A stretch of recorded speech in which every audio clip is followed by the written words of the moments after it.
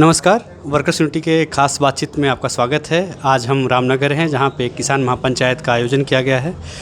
किसान महापंचायत की कड़ी में अलग अलग राज्यों में अलग अलग जगहों पे लगातार किसान महापंचायत कर रहे हैं। यह आंदोलन बॉर्डरों से निकल के अलग अलग शहरों, अलग अलग नगरों और कस्बों तक जा रहा है।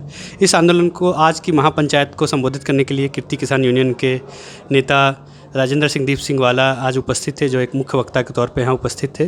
राजेंद्र जी लगातार किसान आंदोलनों में सक्रिय रहे हैं। किसान जो संघर्ष कमेटी है और जो वार्ता कमेटी है सरकार के साथ बात करने के लिए, उसके भी प्रमुख सदस्य हैं।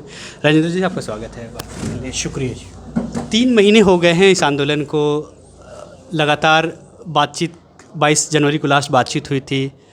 बहुत तरह की बातें हो रही हैं कि किसान आंदोलन में बॉर्डर पे संख्या कम हो रही है, लेकिन एक तरफ हम देख रहे हैं कि लगातार अलग अलग जगह किसान महापंचायत हो रही है। आज किसान आंदोलन 3 महीने के बाद कहाँ खड़ा है? देखिए, जब ये आंदोलन शुरू हुआ था, पंजाब से चलकर हम दिल्ली आई थी, तो पंजाब और उसके साथ पंजाब का साथ हरियाणा ने दिया। लेकिन उसके बाद ये आंदोलन लगातार फैल रहा है।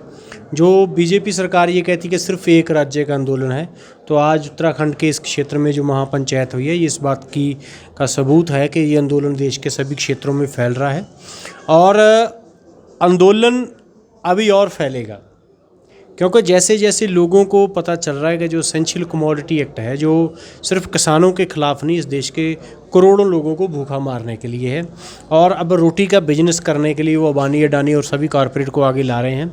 तो इसके खिलाफ जैसे जैसे लोगों में चेतना आ रही है, तैसे तैसे आंदोलन ये बढ़ रहा है और 3 महीने के बाद हम ये देखते हैं कि ये इस देश का एक हिस्टोरिकल आंदोलन बन चुका है। किसान मजदूर एकता की बात लगातार किसान आंदोलनों में होती रही है। 17 मार्च को संयुक्त किसान मोर्चा ने ट्रेड यूनियंस की एक संयुक्त बैठक भी बुलाई थी। 26 मार्च का जो बंद का आह्वान है, उसमें भी किसान मोर्चा ट्रेड यूनियंस के साथ लगातार एक कोऑर्डिनेशन में है।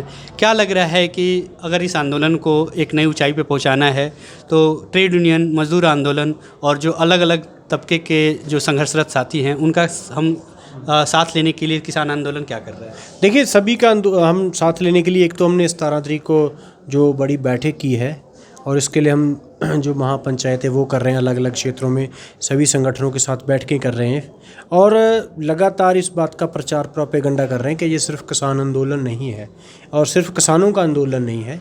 इसमें जो मैंने पहले बात की, एसेंशियल कमोडिटी एक्ट है, जो देश के सभी लोगों के ख़िलाफ़ है। और दूसरा जो ये एक फासिस्ट ऑफेंसिव है। सरकार जो एक तानाशाही राज इस देश में स्थापित करना चाहती है और जितनी भी डेमोक्रेटिक स्पेस है उसको वो ख़त्म कर देना चाहती है। तो ये 2 चीज़ें हैं जिसके खिलाफ देश के सभी लोगं को खड़ा होना चाहिए, चाहे वो दलित है, ब्राह्मण है, कोई भी जो सो कॉल्ड ये कास्ट किसी से बिलोंग करता है, तो चाहे वो मजदूर है, किसान है, सभी लोगों को इस आंदोलन में साथ खड़ा होना होगा, क्योंकि ये इस देश में लोगों का जो जितना भी उसको बोलने का, इकट्ठा होने का हक है, उसको बचाने के लिए। नहीं तो सरकार ये एक जो धर्म और जाति के नाम पर लोगों को बांटकर लगातार काट रही है और नफ़रत की राजनीति कर रही है, उसके खिलाफ भी ये आंदोलन या क्या उम्मीद की किरण बनकर सामने आया है। तो इसको सभी लोगों को कामयाब करना चाहिए। राजेंद्र जी, जब बाकी देश के दूसरे हिस्सों के लोग देख रहे हैं किसान आंदोलन को, तो उनको लग रहा है कि ये किसान आंदोलन एक किसी आज की पैदाइश है और लगातार ऐसा चमत्कार की तरह देख रहे हैं। लेकिन हम सब जानते हैं कि पंजाब में किसान यूनियन का एक बड़ा इतिहास रहा है। खुद आपकी जो ऑर्गेनाइजेशन रही है कीर्ति किसान यूनियन, लगातार 60-70 के दशक से लगातार है। हमारे दर्शकों को आप किसान आंदोलन और किसान यूनियन की पंजाब की जो ब्रीफ जो यात्राएँ हैं पिछले 20 सालों में, जो लड़ाइयाँ हैं, उसके बारे में अगर कुछ बताएं। देखिए, पंजाब में किसान आंदोलन की हिस्ट्री बहुत लंबी है। तो इस जो कृषि कानून है, इनके खिलाफ जो आंदोलन है, उसमें तो लगभग 30 साल से ज़्यादा का जो लोगों की मेहनत है। जब LPG की पॉलिसीज़ आई हैं 90s के दौर में, तभी इसके खिलाफ जो पंजाब के किसान संगठन थे कि वो बोलते रहे कि सरकार अपनी सभी जिम्मेवारियों से लगातार वो भाग रही है, चाहे वो शिक्षा का क्षेत्र हो, रोज़गार का क्षेत्र हो, सेहत सहूलतों का क्षेत्र हो, सभी क्षेत्रों से लगातार सरकार भाग रही है और सभी ये जो निजी क्षेत्र उसके हाथ में देने जा रही है।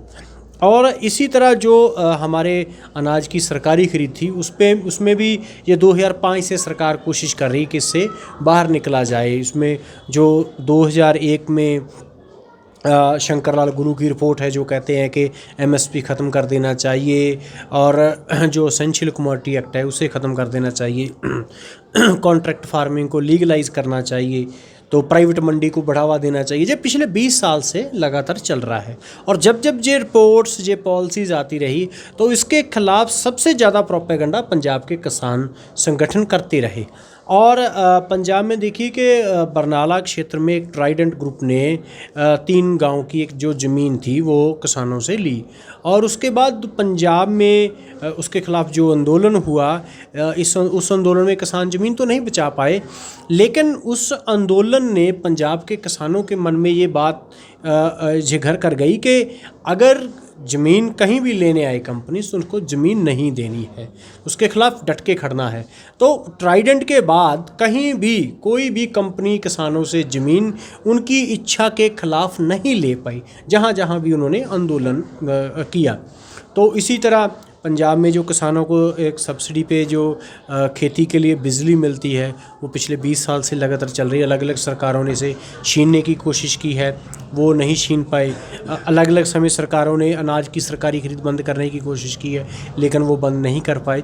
तो इसके खिलाफ जो पंजाब के 31 साल का लगातार प्रोपेगेंडा था, जो निजीकरण की नीतियां हैं, जो अलग अलग समय कृषि क्षेत्र में अलग अलग पॉलिसीज़ आई हैं, कमेटी कमीशंस की रिपोर्ट आई हैं, तो एक लोगों में उसके खिलाफ जो किसान ऑर्गेनाइजेशन काम करते रहे, लोग उसको समझते गए।